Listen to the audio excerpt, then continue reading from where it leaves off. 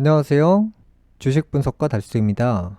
자, 금일은 금리에 대해서 말씀드릴 건데요.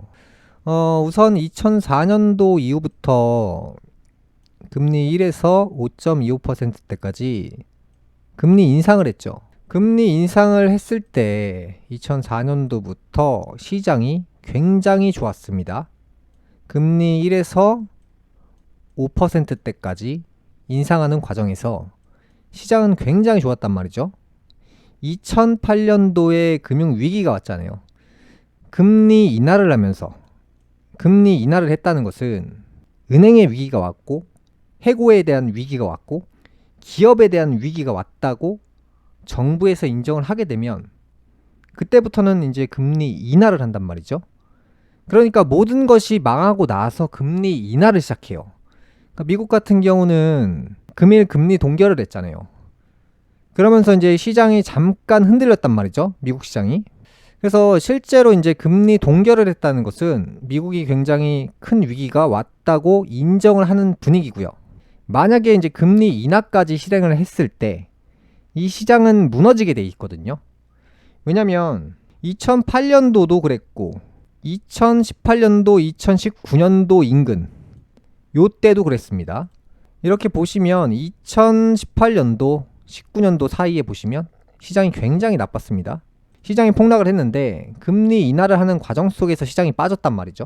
그리고 나서 금리가 0.25%가 된 이후로 금리 인상을 할 거 아니에요. 그러면서 이제 시장이 먼저 선제적으로 초급등이 나왔고요. 그 다음에 지금 같은 경우는 시장이 바닥을 치고 다시 반등이 나오고 있죠. 근데 지금부터는 문제가 뭐냐면 금리 동결까지는 이해가 되는데 만약에 이제 금리 인하를 했을 때 예를 들어 이제 2008년도 때 금리 인하로 붕괴됐고 2018, 19년도 이후에 금리 인하로 붕괴됐잖아요, 시장이. 만약에 지금부터 금리 동결을 한 다음에 그 다음에 나오는 패들이 금리 인하가 됐을 때 정말 막대하게 큰 위기가 온다는 거예요. 시장이 무너진다는 거죠. 2008년도가 실제로 이제 금리 인하로 붕괴됐죠. 사람들이 참 희한한 게 금리 인하를 하면 부동산 시장이 좋아지고 주식 시장이 좋아진다고 생각을 하거든요. 잘 보세요. 여태까지 금리 인상을 하는 과정 속에서 부동산 시장 좋았고요. 주식 시장 좋았습니다. 그럼 반대로 금리를 동결하고 내리는 과정으로 간다면 시장은 나빠진다는 거죠. 부동산 시장 박살나고 주식 시장 박살나고요. 이 과정 속에서 환율이 떨어지죠. 금리 동결이나 인하로 가고 있다는 것은 환율이 떨어져요. 그러니까 미국에 대한 위기가 오는 거예요. 환율이 떨어지면 미국 주식을 보유하고 있는 사람들이 주식 시세가 떨어져서 손해를 보는 게 아니라 환율이 떨어지는 과정에서 환율 때문에 손실을 보기 때문에 미국 주식을 사는 사람들이 많아지는 게 아니라 미국 주식을 빼는 사람들이 많아진다는 거예요. 금리 인하를 했을 때. 그럼 반대로 금리 인상을 했을 때는 환율이 올라가니까 주식 시장이 좋아진다고요. 미국 내 주식 시장이 좋아져요. 미국 돈을 바꾸는 행위가 많아져요. 왜? 미국 돈을 들고 있어도 돈을 버니까 미국 돈을 바꿔서 미국 상품, 채권이나 주식을 사는 사람들이 많아지는 거예요. 그래서 이제 금리 인상을 했을 때는 미국 돈의 가치가 올라가니까 전 세계에 있는 사람들이 미국 돈으로 바꾸려고 해요. 미국 돈의 가치가 계속 올라가니까. 그래서 미국 돈을 바꿔서 미국 주식을 사거나 채권을 샀죠. 금리 인상을 계속 할 때는. 여태까지 금리 인상을 했을 때는 미국 상황이 굉장히 좋은 쪽으로 간다는 거예요. 다만 투자 시장은 굉장히 좋은 쪽으로 가지만 주식 시장이 좋고 채권 시장이 좋지만 나쁜 점을 말씀드리면 금리 인상을 하게 되면 미국이 돈을 빌리는데 유리하고 미국 시장을 끌어올리는 데는 좋지만 미국 정부가 국민들이 기업들이 빌린 돈의 이자가 폭등한다는 거잖아요. 돈을 당길 때는 좋지만 그 당긴 만큼 금리 인상으로 인해서 부담해야 될 이자가 늘어나면서 기업들이 천천히 쓰러지고 은행들이 파산하고 정부가 위기를 만나요. 그러면서 이제 더 이상 못 버티겠다라는 기업, 은행, 정부, 국민들이 금리 인하의 목소리를 낸단 말이죠. 금리를 내렸을 때는 납부해야 될 이자가 낮아지니까 좋은 거 아니냐라고 생각하시는 분들이 많은데 대부분 그래요. 금리 인하를 하게 되면 주식시장이 좋아지고 부동산 시장이 좋아지지 않겠냐라고 생각을 하시지만 늘 그랬듯이 금리 인하를 하게 되면 시장은 박살이 나요.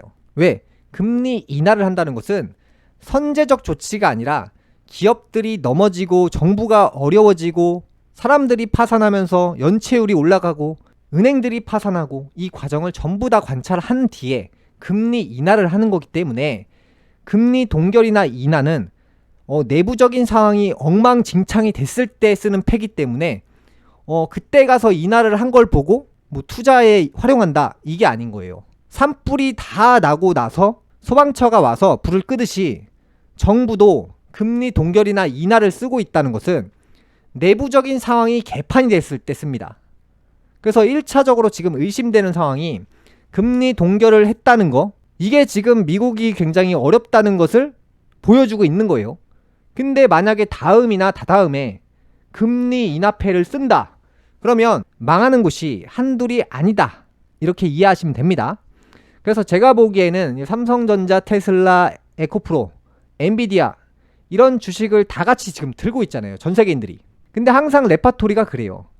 잡아뜨리기 전에 개미몰이를 시킨 다음에 매수에 동참하게 만들게 해요. 그 다음에 잡아뜨리죠. 다 사게 만든 다음에 이 시장을 완전히 믿게 만든 다음에 잡아뜨려요. 그러면서 대폭락이 오는데 다 같이 대폭락을 경험할 수밖에 없다는 거예요. 왜? 시장이 이렇게 좋아져 버리면, 토끼몰이라고 했잖아요, 제가. 주식 안 들고 가면 바보냐? 이런 얘기 들어요. 그래서 현금을 주식으로 바꿔서 주식을 들고 가는 상황이 되는 거예요. 그리고 나서 많은 사람들이 매수에 전부 다 동참을 하고 매수 자금이 떨어졌다고 시장이 받아들이게 되면 그때부터 폭락이 오는 거예요. 그래서 2008년도 한 번 더 설명드리면, 한 100번 넘게 말씀드렸죠, 이런 레파토리를. 자, 이렇게 잘 보시면 금리 인상 속에서 시장이 쫙 오르죠. 그 다음에 이제 금리가 어느 순간에 멈추는 과정들이 또 나와요. 그래서 이제 바닥 찍고 반등 한번 나오죠. 그 다음에 반등 나오는 지금 같은 이 시장이 반복되다가 사람들이 이때 굉장히 많이 삽니다. 부동산도 많이 사고 주식도 굉장히 많이 삽니다. 사람들이 전부 다 매수하고 난 뒤에는 시장이 폭락하게 되어 있어요. 제가 한 100번 넘게 말씀드렸죠, 이 과정을. 지금 똑같이 가고 있잖아요. 잘 보시면 고점 찍고 바닥 찍고 반등 나오고 쇼킹, 1, 2, 3, 4. 자, 첫 번째 고점, 두 번째 바닥, 세 번째 반등, 네 번째 쇼크. 자, 지금 3번 과정에 와 있잖아요. 자, 지금 현재 상황이 첫 번째 고점, 두 번째 바닥, 세 번째 반등 구간 들어가고 있죠. 반등 구간이 끝나면 그 다음부터 쇼킹 오는 거예요. 제가 작년 말부터 100번 넘게 말씀드렸죠, 벌써. 그래서 올 상반기에 토끼몰이 상승 나온다고 분명히 말씀드렸고요. 실제로 삼성전자, 에코프로, 테슬라 다 반등이 나왔죠. 자, 이 과정을 제가 벌써 100번을 넘게 말씀드렸어요. 고점, 바닥, 반등, 쇼킹. 딱 요 그래프를 기억하시라고요. 그래서 지금 봐야 될 시장은 미국에서 이제 금리 인하, 금리 동결은 최악으로 가고 있는 신호다. 기업들이 자빠지고 있고 은행들이 자빠지고 있다는 것을 정부에서 감지를 한 거예요. 사람들이 연체율이 급등하고 부동산 시장이 무너지고 있고 빈상가가 널리고 널려서 위기가 폭등하고 있다는 거예요. 그래서 그런 걸 감지하고 나서 정부는 후 조치로 다 넘어지고 나는 걸 보고 나서 동결해서 금리 인하로 갈 수 있다는 거죠. 그래서 이제 금리 인상을 계속해서 한다면 시장은 좋을 것이고, 금리 동결이나 금리 인하 쪽으로 가게 되면 정부에서 더 이상 못 막는 거기 때문에 금리를 낮춰서라도 이 좀비들을 살려주겠다라고 하는 거기 때문에 금리 인하는 최악의 시나리오로 가는 거예요. 그래서 여러분들한테 제가 늘 말씀드렸던 게, 이 부동산 시장은 이번 꾀기로 한 번 크게 넘어진다고 했어요. 그리고 회생 불가능, 정체, 위기, 그 과정이 계속 반복된다고 했죠. 지금 같은 경우는 뭐 거래량 없이 부동산들이 상승하고 있는데 개미몰이 또 하고 있는 거예요. 사람들이 팔 생각이 없어요. 다 같이 그냥 쓰러지는 거 보면 돼요. IMF 때나 2008년도 때나 사람들이 왜 망했을까요? 주식을 들고 있거나 부동산을 들고 있거나 뭐 채권 같은 것들, 이런 증서를 들고 있어서 사람들이 다 망한 거예요. IMF 때 그랬죠. 2008년도 그랬죠. 지금 같은 경우도 사람들이 똑같죠. 이 위기는 못 피해갑니다. 왜? 부동산을 다 들고 있고 주식을 다 들고 있습니다. 지금 막 사람들이 뭐 돈을 벌었다? 뭐 이런 얘기 하시는데 결과가 안 나왔습니다. 부동산 시장에 대한 결과가 안 나왔어요. 제가 앞으로 물의 시대에서는 부동산이 전부 다 침몰한다고 했어요. 그래서 21년도부터 제 부동산 전부 다 정리해야 된다고 강력하게 말씀드렸고, 이제 진행되고 있잖아요. 이제 하나 둘. 근데 사람들은 뭐 다시 반등이 나온다, 다시 올라간다. 자, 겪어보지 않았기 때문에 절대 미래를 알 수가 없어요. 다만 이 시장의 트렌드가 이미 바뀌고 있고 옛날 방식으로는 성공할 수 없다는 거예요. 이 주식시장도 마찬가지로 대부분이 하는 생각을 가지고 바라보면 다 틀립니다. 사람들이 하고 있는 생각 정반대로만 제가 지금 말씀드리고 있는 거예요. 사람들이 지금 다 사고 있다. 아, 이거 쓰러지겠네. 사람들이 팔고 있다. 아, 그땐 사야겠네. 자, 주식을, 부동산을 언제 사야 되냐? 사람들이 전부 망했다고 외칠 때 사는 거예요. 그때가 바닥입니다. 그때가. 그래서 이제 이번 폭락이 언제 올지 이런 부분을 생각하실 것이 아니라 이제 폭락은 반드시 오기 때문에 금리 인하에 대한 부분을 집중해서 관찰하면서 기다리시면 됩니다. 금일 방송 여기까지 하겠고요. 다음 시간에 뵙겠습니다. 감사합니다.